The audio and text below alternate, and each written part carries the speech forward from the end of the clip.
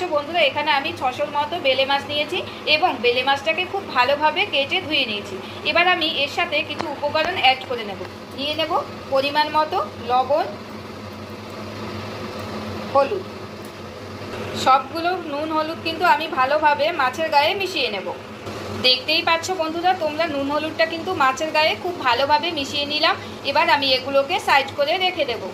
এদিকে আমি উনুনে বসিয়ে দিলাম একটি কড়াইটা গরম হওয়ার জন্য কিছুটা সময় অপেক্ষা করব। দেখতেই পাচ্ছ বন্ধুরা কড়াইটা কিন্তু খুব ভালোভাবে গরম হয়ে গেছে। এবার দিয়ে দেব পরিমাণ মতো সাদা তেল। তেলটা যখন গরম হয়ে যাবে তখন আমি এক এক করে সব মাছগুলো কড়াইয়ের ভিতরে দিয়ে দেব।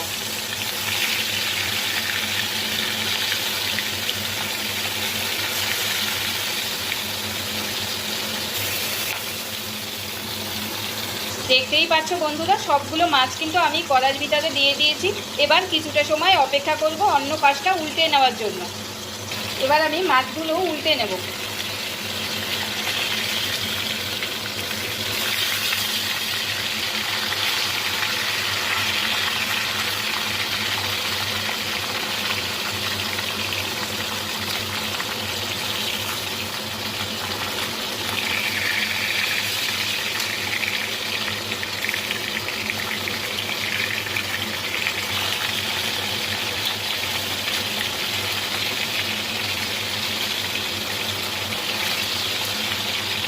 দেখতেই পেলে বন্ধুরা আমি কিন্তু খুব সুন্দরভাবে সবগুলো মাছ কিন্তু উল্টে নিয়েছি।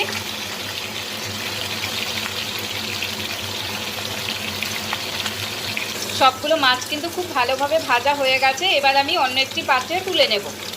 দেখতেই পাচ্ছ বন্ধুরা সবগুলো মাছ কিন্তু খুব সুন্দরভাবে হালকাভাবে ভেজে নিয়েছি। এবার এগুলোকে সাইড করে রেখে দেব। এবার আমি ভেজে রাখা মাছের তেলের মধ্যে দিয়ে দেব বেটে রাখা কাঁচা লঙ্কা এবং আদা বাটা।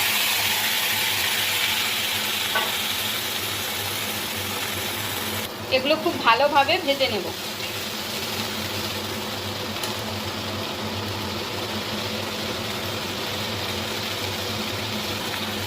এবার আমি দিয়ে দেব মশলাটা কষানোর জন্য সামান্য পরিমাণ একটু জল। এবার এর সাথে কিছু উপকরণ অ্যাড করে নেব। নিয়ে নিচ্ছি স্বাদ মতো লবণ, হলুদ গুঁড়ো, জিরের গুঁড়ো, ধনের গুঁড়ো, একটু কালারের জন্য দিয়ে দেব কাশ্মীরি লঙ্কার গুঁড়ো। মশলাটা কিন্তু খুব ভালোভাবে কষিয়ে নিতে হবে।